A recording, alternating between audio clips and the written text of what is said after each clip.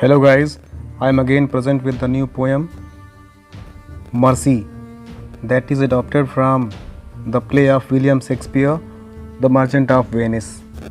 This is the mouth speech of Portia. Portia is the heroine of the play The Merchant of Venice.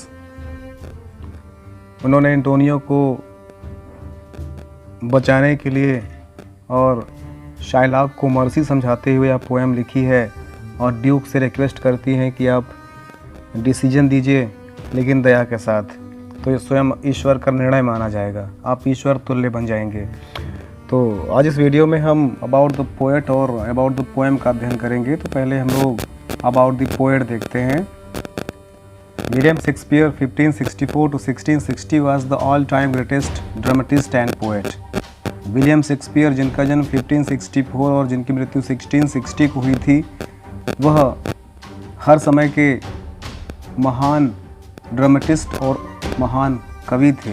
He was born on 23 April of 1564 at Stratford on Avon.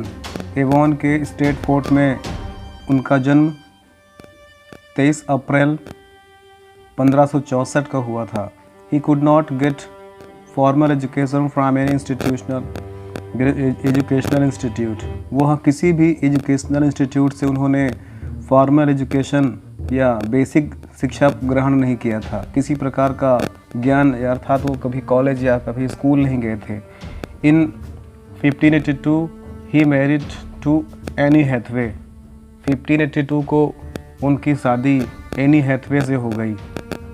They had 1 son and 2 daughters. उनके एक पुत्र और 2 पुत्रियां भी थी। He died at the age of 52 in 1660 on the anniversary of his birthday in the place of his birth. 1660 को 52 वर्ष की अवस्था में अपने जन्मदिन के ही दिन अपने जन्म स्थान पर ही उनकी मृत्यु हो जाती है। अब हम लोग जानेंगे उन्होंने कौन कौन सी रचनाएं की थी, उनके वर्क के बारे में जानते हैं। उनकी रचनाएं, उनके कार्य इतने ज़्यादा हैं कि एक छोटे से वीडियो में बता पाना बहुत कठिन है, लेकिन फिर भी यहाँ पर उनके कुछ मोस्ट इम्पॉर्टेंट प्लेज जो थे उनके बारे में बात कर लेते हैं। Shakespeare wrote 37 plays. William Shakespeare ने 37 प्लेज नाटक लिखे थे। His non dramatic poetry comprises the following poems. उनकी नॉन ड्रामेटिक पोएट्री में कुछ प्रमुख पोएम्स शामिल हैं जो नीचे दी गई हैं। वेनस एंड एडोनिस, इनकी पोएम्स हैं कुछ जो कि नॉन ड्रामेटिक हैं। Venus and Adonis. Second number है a lover's complaint. Third number है rape of Lucrece. Fourth number की पोएम है the passionate pilgrim. Fifth number sonnets to sundry notes of music. Six number the phoenix and the turtle. Seven number sonnet sequence of 154 sonnets. तो इस प्रकार से उनकी ये non dramatic पोएट्रिक कंपेराइजिंग poems हैं जिनको भी हमने जाना। वीडियो को आगे बढ़ाते हैं। अब हम लोग अबाउट द पोएम जानते हैं, कविता के बारे में जानते हैं। The play merchant of Venice is a dramatic tragic comedy bye Shakespeare. The merchant of Venice William Shakespeare की ट्रेजिक कॉमेडी है। ट्रेजिक कॉमेडी मीन्स हम समझ सकते हैं त्रास कॉमेडी, अर्थात जिसमें ट्रेजिक भी हो, दुख भी हो और कॉमेडी और सुखांत भी हो, दुख हो और सुख दोनों हो, तो उसको ट्रेजिक कॉमेडी बोलते हैं।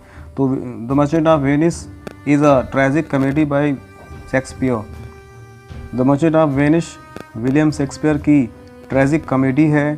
In the same play of protagonist Portia tries hard to convince Shylock to show mercy upon Antonio.